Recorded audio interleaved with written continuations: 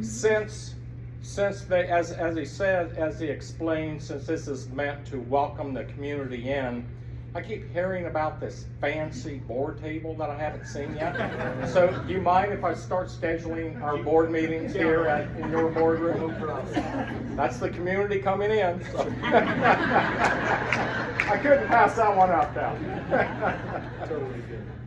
No, thank you very much for the partnership that we've had over the years. And thanks to all of you for the support of the foundation, of the college, and in reality, for support of our students. You know, you're going to hear from some students tonight, and that's the real evidence of the impact of the support that you provide the college, and that's very much appreciated. And you know, I see Dr. Gleason from Prisma Health. I see a lot of different people from different organizations that have been long-term partners that make a difference not only in the success of the college, therefore the success of the students, but the success of this community and the upstate as well. And a small example along those lines, I was at a national meeting a couple weeks ago in Denver, myself and several of my staff, and I went into this presentation that was given by a student that was presenting her doctoral thesis, or the result of her research in her doctoral program. The focus was on the importance of the relationship between the local college and economic development organizations. Like in our case, of course, like the Upstate Alliance and like GADC. What I wasn't aware of and was surprised by, she was talking about her research and how they picked different communities throughout the U.S., which she wouldn't reveal. But what she said was the example that she said, look at the relationship between Greenville, South Carolina and Greenville Technical College. Didn't have any idea that was a part of it. And what she went on to say is look at where that area, meaning this area, came from in terms of the textile industry and what this area now looks like. The point of it is, and the reason I mention that here, it's not just Greenville Technical College, it's Prisma Health, it's banks like this, it's all the organizations that you represent that make this community viable and the quality of life viable, very much so. And that's what I heard. It was a surprising message from her when I heard that was one of the examples that they were touting to the group that was there. But that's kudos to all of you too, because when you think of the thousands of graduates that come out of Greenville Technical College every year, they go into your organizations for jobs. They do things that make the quality of life better for all of us. So when we talk about the impact of your donations and the impact of your gift, you can think about, yes, it helped us buy additional equipment in this program or that program, or it helped through an endowed scholarship for this student to continue this education, or for this student to pay an electrical bill so they could continue this education. But then if you carry that out a little bit more, it continues to impact you and your family because it increases the quality of life in our community. That's an easy tie to make, in my mind, a very easy tie to make. So I want to thank you for all of that and for everything that you do for our students. Now I'm going to introduce the chair of the Greenville Tech Foundation, David Sudduth. I thought a little, well, before I do that, I apologize. I want to point out my board members that are here, members of the area commission, and if I miss someone that I didn't see earlier, please yell. But I know Dave Stafford is here, see him in the back. Burke Royster was here, but I know he had to run out to another meeting. He may have left already. Keith Smith is here, sitting in front. Hunter Howard is here. There he is, right back. Did I miss anyone that I haven't seen? I'm keeping an eye. Oh, Ray Lattimore. I'm keeping an eye. And of course, that's my board chair, but I missed. Keeping an eye on You did that on purpose, Ray. It was beside Heidi, I know. No, Ray is chair of my board, and actually Ray serves on the board of this bank as well, I believe. So thank you to the board members for being here. And all of the support.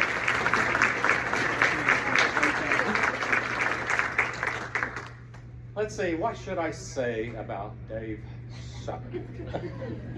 No, I'm going to be nice. This is a celebratory event, and we'll keep it that way. No, but seriously, Dave is not only chair of the foundation, but he's a good friend, has been a good friend of the college, good friend of the foundation for many years, and like I said, just simply an overall good guy. Dave Sudduth.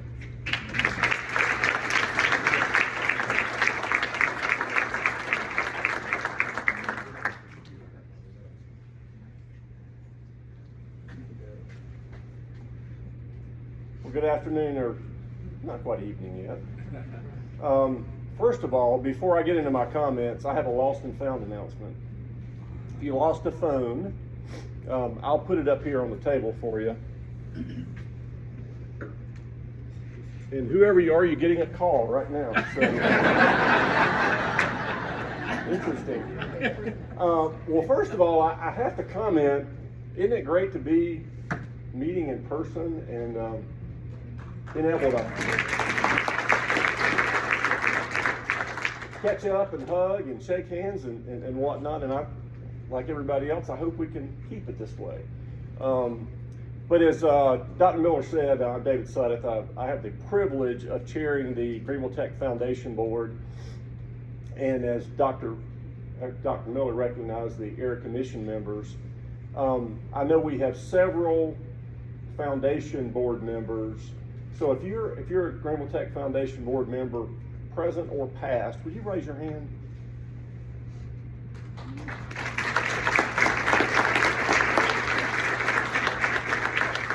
I say this every chance I get, and I truly mean it. It's one of the best boards that I've ever served on. These are individuals who are truly committed to not only Greenville Technical College, but to making our students as successful as they possibly can be. But the big part, the main reason that we're here tonight, other than to hear from the students, is to recognize and thank our donors. Our Greenville Technical College Foundation donors are just incredible, and they run the spectrum from individuals to corporations, and it really just is a testament to the impact that Greenville Technical College makes on our community. And as you know, one of the other things that I think really makes it a great opportunity for donors is you have lots of opportunities. You pretty much can have something to kind of fit your liking, whether it be scholarships, whether it be our incredible OMSI program, whether it be facilities, or our Student Emergency Needs Fund. There is something for everybody, and there's something that's going to benefit every student that we have at Greenville Technical College. So once again, thank you for all you do, and we thank you in advance for what you're going to be doing for us in the future. And of course, as always, the stars of our show are our students. I say all the time that one of the things that makes our students really tremendous, I told them I was going to embarrass them a little bit, is that our students truly are unique. If you look at students in a higher education environment, what really makes our students tremendously unique and special is that in most cases, in addition to the educational load and the responsibilities they have there with getting an education, they're also, in a lot of cases, they have families, they have jobs, they have real responsibilities in addition to the educational opportunities that they're taking advantage of. And so I can't say enough about our students and our ability and responsibility to help them any way we can. So it's my privilege to introduce you to the three students that we're going to have speaking to you tonight. And this will be in the order that they're going to go, and I think Harry's excited about the fact that he's going first. He's going to set the bar really high. So OMSI student Harry Dent will be first. Scholarship recipient Jackie Burrows will be second, and then OMSI student Tyrell Dickerson will be batting cleanup. So once again, thank you on behalf of the college and the foundation board and staff for all that you do, and we look forward to working with you in the future. Thank you.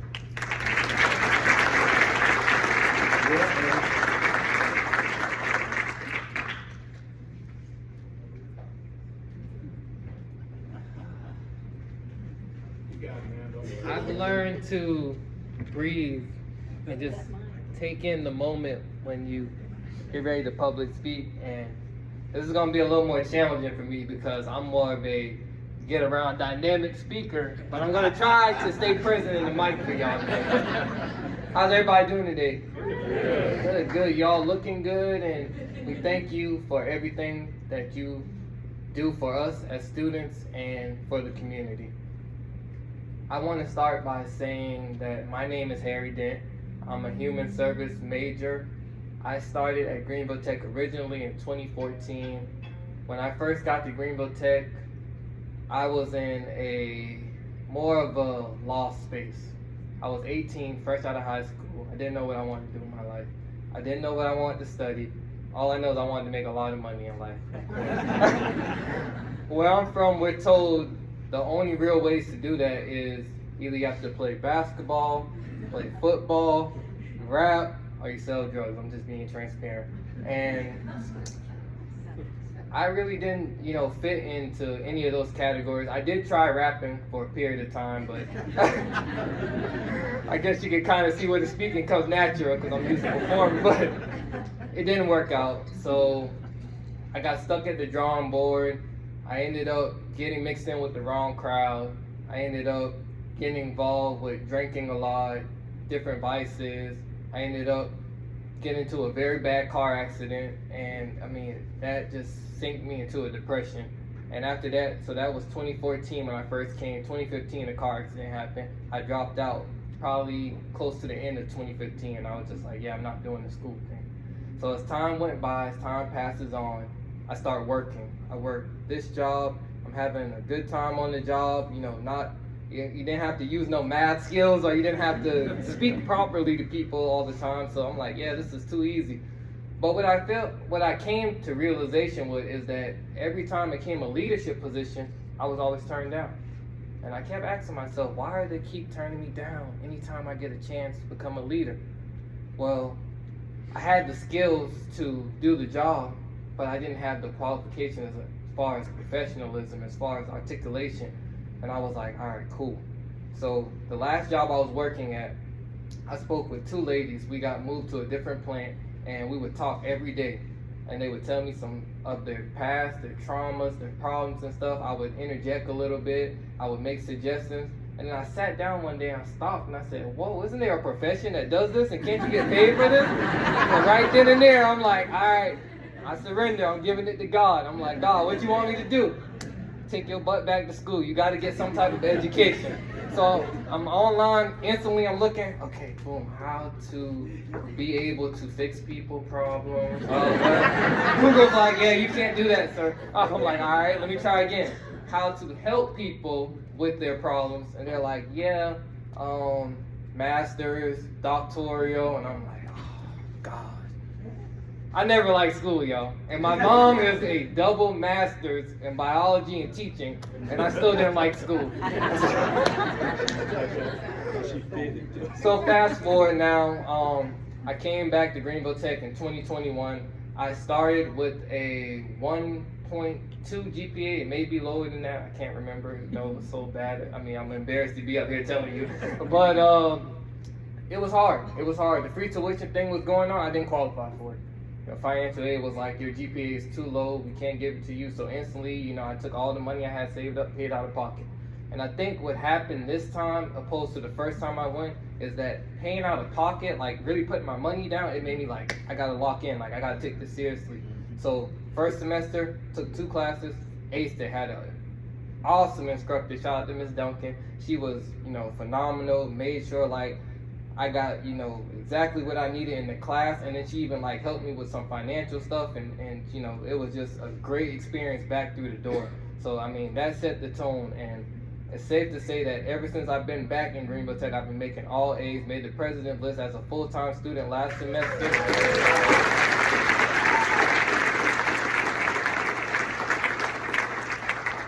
Thank you. And it's been a ball. So, I mean, now to get on the OMSI and, you know, to talk more about the foundation, what OMSI does is, Greenville Tech is OMSI's as an African American Male Scholar Initiative. That's their description of what OMSI is. OMSI, to me, it's a internal thing that lives within me. And the reason I say that is because when I go in the community, when I go back home, when I go to different places, and I'm speaking to young people, and I'm looking in the eyes of these African American male kids, and they're looking at me like, man, you know, nobody's ever told us we could do this. Nobody's ever told us we can be anything in life. I see so much disappointment. I see so much embarrassment. I see so much dissatisfaction. I see so much fear that lies within their eyes when you start talking about education, you start talking about school. And the thing that I want them to always remember is that it doesn't matter how you start. It doesn't matter what you go through. It doesn't matter where you end up at. You always have the opportunity to make a better opportunity for yourself in life.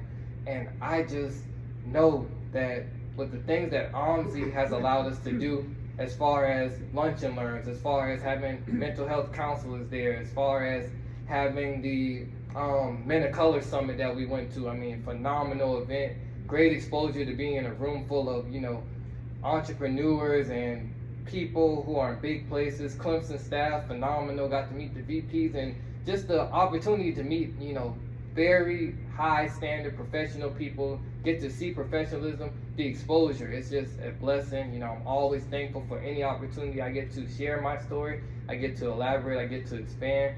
And with that being said, I see Ms. Brockman probably somewhere putting her hand up telling me, you know, he's going a little long. So I just want to say thank you from the bottom of my heart. OMSI is everything to me.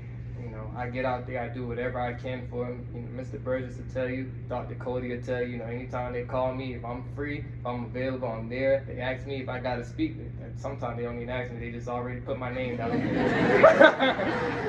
So thank you, Greenville Tech, for being a wonderful institution, and thank you to each and every single last one of you from the bottom of my heart.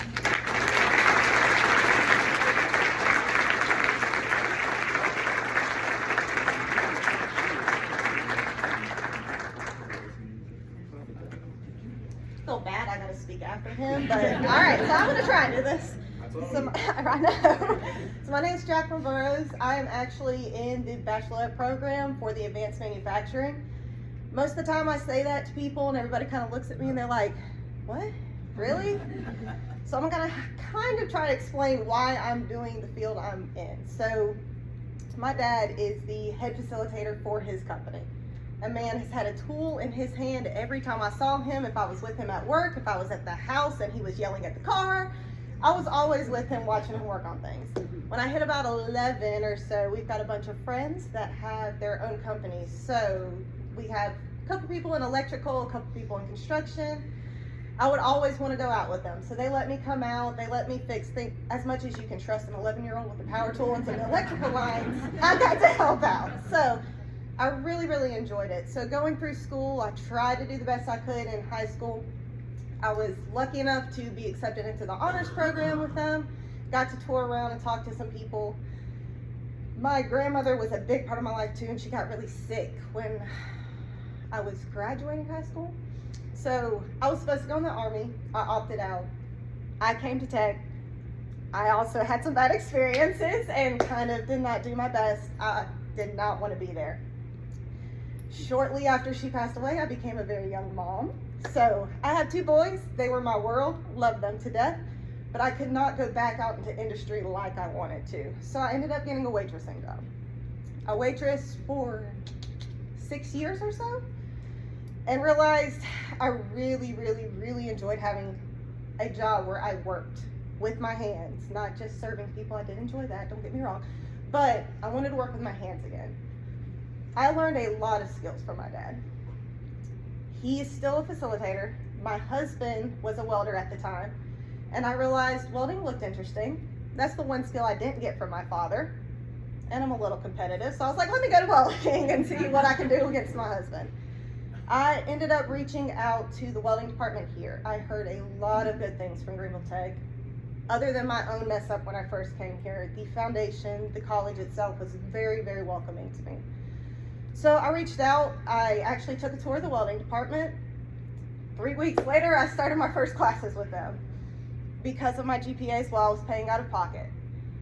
It was a lot to have 2 kids and being a waitress. It was a very, very big struggle. Really quick, is there anybody here with floor Daniels? Y'all are the reason I am where I am at today.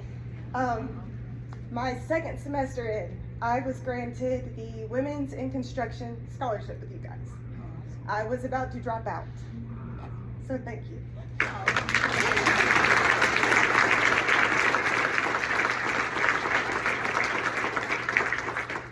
You guys actually carried me through the rest of my welding. So my 3rd certificate with welding, I was about a month out of graduating, and my dad actually was like, you know, I'm a maintenance person. You followed me all your life. You know you want to do this. So I actually got talked into going to the mechatronics department. Fell in love with it. Not only can I weld and have fun, but I can fix all the problems that, no offense to you men, that the men messed up.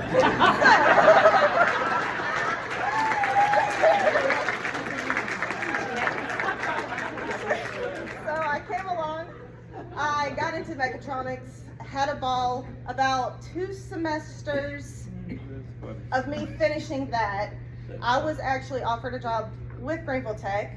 I was going to be a lab assistant in mechatronics. This gave me more experience working on machines, helping people out. I had always told my parents the #1 thing I was never going to do in my life was teach.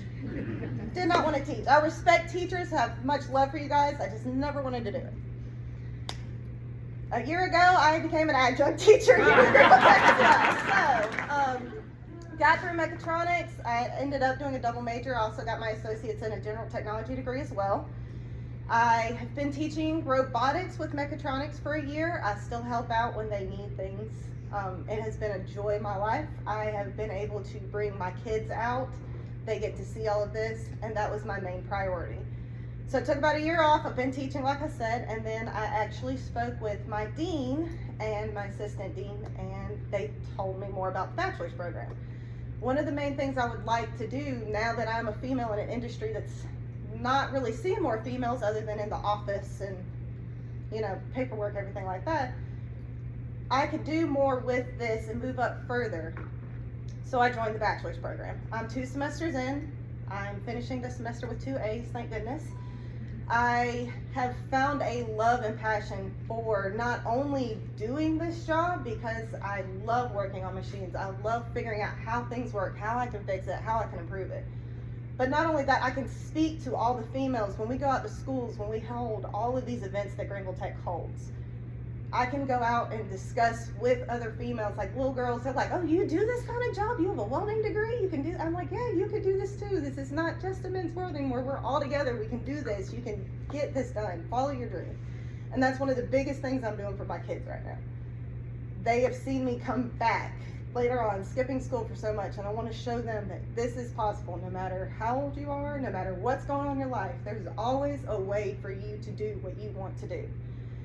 And because of you donors, I was able to actually stay in and keep going. And I cannot wait to finish this bachelor's. I'm hoping to get my master's afterwards, but I want to thank you very, very much from the bottom of my heart for helping me stay in this program.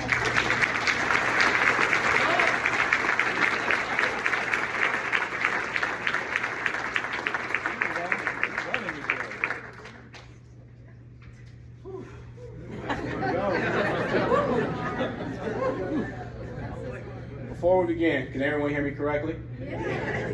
That's good. I'm glad personally I'm the one that's going last, because these two right here, I'm pretty much a good mix between both of them. As for Jacqueline right here, I unfortunately was one of the men she had to help.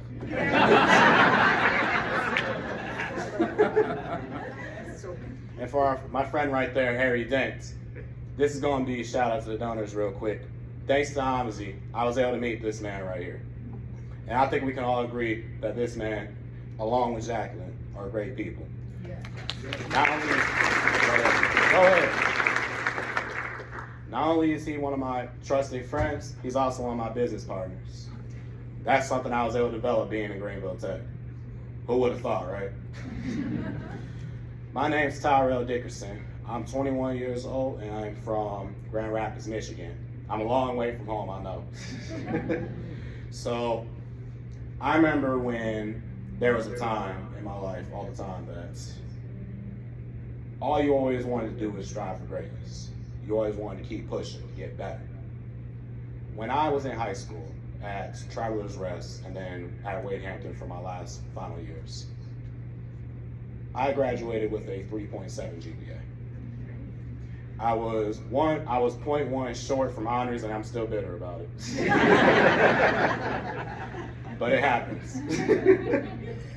When I got out, just like everybody else, when I got out, I had no idea what I wanted to do. I was just an 18-year-old lost in the world. I had no concept of what I wanted to do. I knew I wanted to be an engineer, but I didn't know what type of engineer. I said, well, I could build stuff mechanically, but that needs electrical work. And I could do electrical engineering, but it's most likely going to go in robotics, which also needs mechanical systems. You see how I got stuck now. So eventually, at one point, all I knew is I'm going to go to Clemson. I should be at Clemson. I was going to go there. That's right, go Tigers. But my mama, thanks to my mother, she was the one who helped guide me to going to Greenville Tech. And honestly, it was one of the best decisions ever. And this is coming from a kid that honestly didn't deserve the blessing. And I'll honestly admit it right now. Because when I came in, the first day in, like actually it was one of the spring fairs or fall fairs to introduce you to some of the clubs, introduce you to the campus itself. I came in and I was like, I had a 3.7 GPA. Why am I here? I should be in Clemson right now. I should be probably in Stanford. Why am I here? I know it's unrealistic. But I was spoiled in the head at the time. I was like, why am I here? And eventually, I remember I came up to one of these booths, and it was honest. And at the time, it was Miss Leandra Robinson. And she was able to get me into the program. And I had some interest into it. I did some things or something similar to honors even when I was in high school. And I was like, you know what? I'll give it a chance, I guess, but I mean, I got a 3.7. What can they really help me with? What can they really do for me? And I'm glad to say that, and this is a life lesson I had to learn, you got to understand that you are a student wherever you go, because you don't know everything. And you always got to be willing to learn, because if you're willing to learn, you're willing to adapt. When you're willing to adapt, you're willing to prosper. Because of that, I prospered. I was able to get into this program, and now in this program, it pushed me to do a lot of great things. In this program, I was able to, if I ever needed advice on some topics, I could talk to Mr. Burgess. If I needed advice about how to do businesses or entrepreneurship or just goals I wanted to do in the future, passive income, I could talk to Mr. Cody about it. If I had any assistance I needed to do academic-wise, I could talk to Ms. Hayes. If I just needed someone to talk to, I could talk to Mr. Angelo or Miss Caroline Watson at the time. I always had someone I could talk to. And throughout this group, throughout like minds and like-minded individuals, I met people like Harry. I met people like one of my other partners, Jay Smith. I met so many different people in this group. And I was a spoiled kid thinking, I got a 3.7 GPA. I was a spoiled kid saying the whole time, I shouldn't be here. And now I look around the world and I say, where do you belong? What makes you think you deserve anything? I had to do what I did best. I had to prove it. And I did. I came in my first 2 years with a life scholarship, and I did mechatronics. That's how I said I was one of the men. It was a time I didn't know what I wanted to do, and afterwards I got out. I graduated the mechatronics program with honors. After that, I moved on. After I graduated with honors, I decided that I wanted to shoot a little higher. I liked mechatronics, but I definitely felt like I could be an engineer. After doing it for 2 years, I felt comfortable making that decision. So this last 2 years this last year and a half, I spent getting my gen eds ready so I can make that transition to being a mechanical engineer. I made the attempt.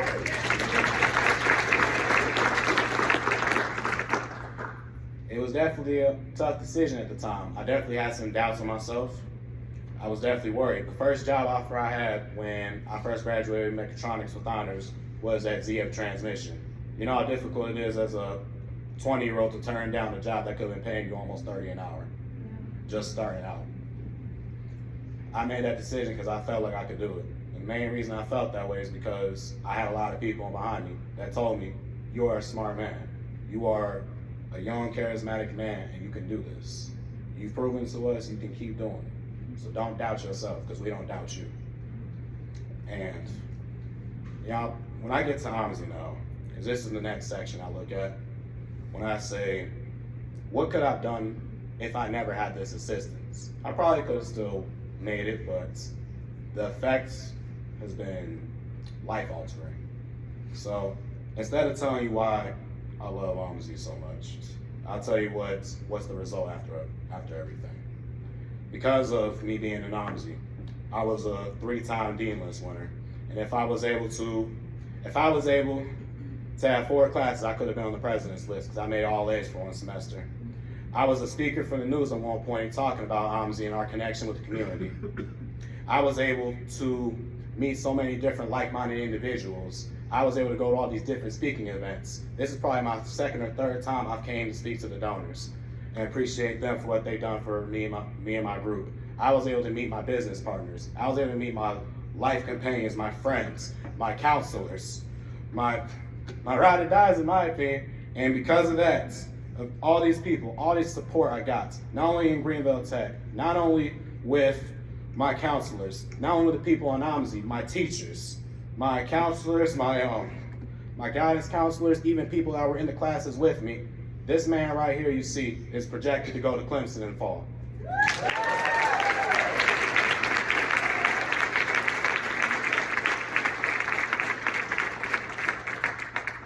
I was the kid arrogant enough to say I shouldn't be here. I should be higher. And I still didn't. Because at the end of the day, I had to realize I'm still a student no matter where I go, no matter what I do. And I ended up looking into doing entrepreneurship thanks to some of the people I met there, because I felt like it was something I could do. I looked into doing engineering and committed to it because I felt like it was something I could do thanks to the people I met. I'm here with all these speaking events that I know I probably never had the opportunity for because of the people that I met. Not only in OMSI, but in GTC. They trusted me to be, OMSI alone trusted me to be one of the speakers that they use.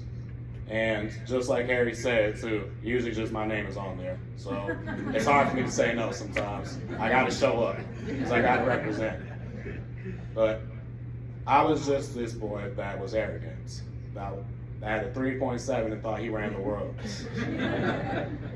And I can say I definitely humbled down, because now I'm no longer just the kid that's had a 3.7 and had something to brag about.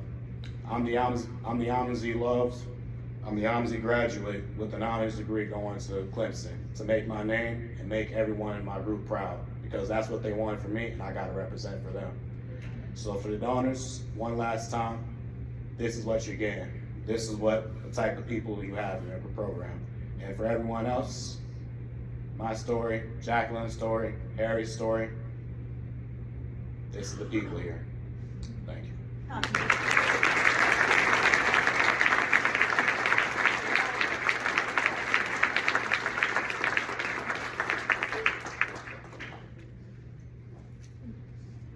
Okay, I told President Miller, you won't have to follow the students. That's good. So I get to follow the students. It's great to see you all here, and how about another round of applause for Tyrell and Harry and Jack.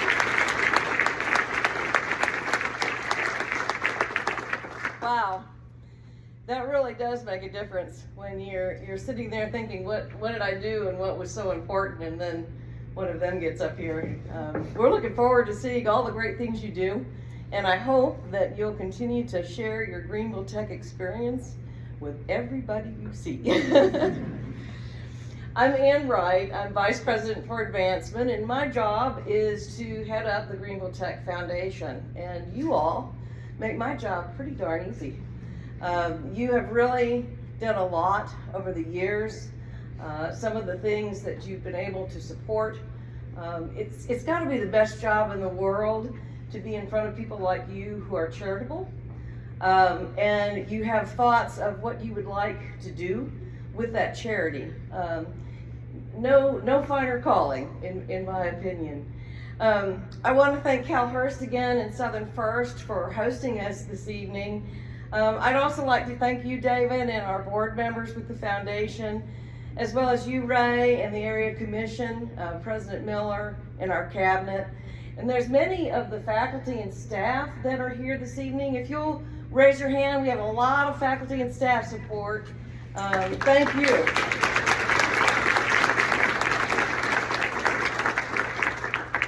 And of course, I get up here and say a lot of things, but that is what this is, right? So in other ways, we have folks who support us, such as Southern First, who allowed us to use this space, but we also have Ebony Sullivan. Is Ebony in the room, or is she back there? I think that was her phone, by the way. Ebony Sullivan is Sugar Pie Honey Bun, and she is the master of your food this evening. Ebony attended the Culinary Institute of the Carolinas, Northwest Campus, Greenville Technical College. I'd also like to thank our friends over here. We've got High Spirits Hospitality and Liquid Catering providing our beverages tonight. Tammy Johnson, we work with her a lot. Thank you all for being here.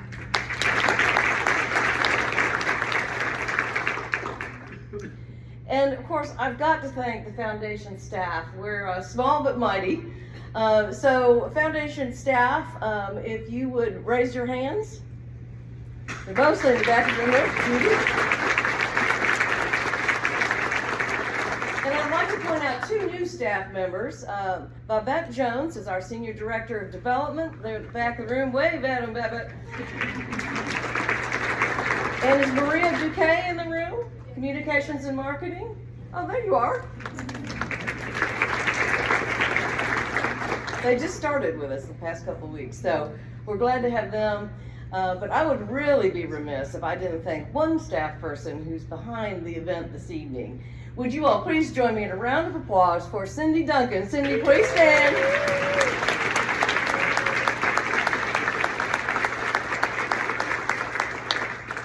It's a production to put this on, folks. So, Cindy, we really appreciate it. Great job. But last but not least, I'm thanking each of you.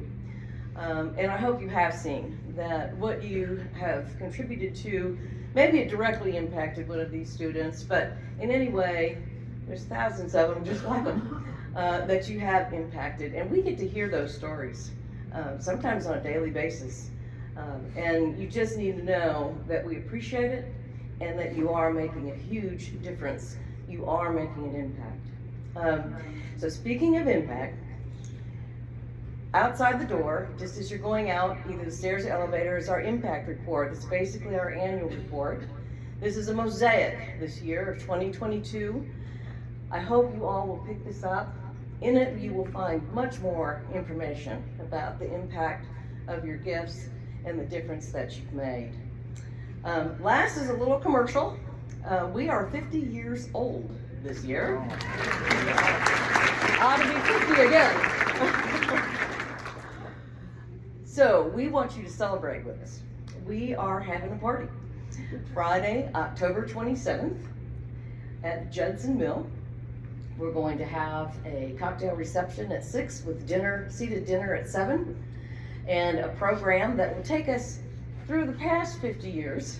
And some of you are in this room who got us here. And then looking ahead to what lies ahead for the foundation. So we're going to have a big celebration, and I hope you all will plan to join us. You can touch base with any of the foundation team members, and they'll gladly fill you in. We don't want you to miss it. So I hope you will stay this evening and enjoy our wonderful refreshments and enjoy each other's company.